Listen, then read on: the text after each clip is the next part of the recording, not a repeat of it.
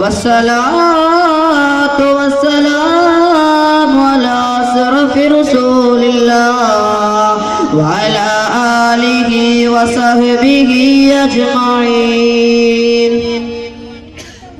ആദരണീയരായ അധ്യക്ഷരെ, വിജ്ഞാനത്തിന്റെ മധു പകർന്നു തരുന്ന ഉസ്താദന്മാരെ, നല്ലവരായ രക്ഷിതാക്കളെ, വിജ്ഞാനത്തോ വള്ളിയിലെ നീന്തി കുളിച്ചു കൊണ്ടിരിക്കുന്ന വിദ്യാർത്ഥിനികളെ, പ്രിയമുള്ള നാട്ടുകാരെ, അസ്സലാമു അലൈക്കും വറഹ്മത്തുള്ളാഹി വബറകാതുഹു. അല്ലാഹുവിന്റെ അനുഗ്രഹത്താൽ വീണ്ടും ഒരു നബി ജന്മസുദിനം കാഗതമായി ലോകത്തിന്റെ എല്ലാ മുക്കുമൂലയിലും അത്യുത്സാഹത്തോടെ ആഘോഷിക്കുമ്പോൾ അവിടുത്തെ ഒരു കൂട്ട അനുയായികളും താമസിക്കുന്ന നമ്മുടെ ഈ കറായ നാട്ടിലും അതിന് ഇവിടെ വേദി ഉറക്കിയ നമ്മുടെ ജമാഅത്ത് കമ്മിറ്റിക്കാരും മറ്റു സംഘാടകരെയും അനുമോദിക്കാൻ നിർവാഹമില്ല. അല്ലാഹു അതിന് അവർക്ക് തക്കതായ പ്രതിഫലം നൽകുമാറാകട്ടെ. ആമീൻ യാ റബ്ബൽ ആലമീൻ. പ്രിയമുള്ള സഹോദരന്മാരെ, ഉമർ റളിയല്ലാഹു അൻഹുവിന്റെ വിഷയം ഞാൻ പറയാൻ പോവുകയാണ്. ഒരു ദിവസം ഊറി പിടിച്ച വാളുമായി സിംഹഗർജവത്തോടെ പുള്ളിക്കൊട്ടി ഉമർ പുറപ്പെടുകയാണ്. ഇവിടെ മുഹമ്മദ് എന്ന് ഗർജിക്കുന്ന അബൂജഹലിന്റെ മുന്നിൽ നിന്ന് കടന്നു വരികയാണ്.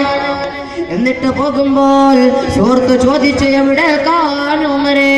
ഉമർ പറഞ്ഞു, മുഹമ്മദിന്റെ തലവെട്ടാൻ വേണ്ടി പോവുകയാണ്. അപ്പോൾ സുഹൃത്ത് ചോദിച്ചു, ആദ്യം നീ നിന്റെ സഹോദരൻ നന്നാക്കുമരേ? സഹോദരങ്ങളെ, ഉമർ ആരെന്നറിയാമോ? അറേബ്യൻ മണ്ണിന്റെ കതിർത്തല്ലും ഇസ്ലാം സ്വീകരിച്ചാലും ഉമർ സ്വീകരിക്കൂല എന്ന് പറഞ്ഞ് നടന്ന ഉമർ ഇന്ന് മുഹമ്മദിന്റെ തലവെട്ടാൻ പോവുകയാണ്.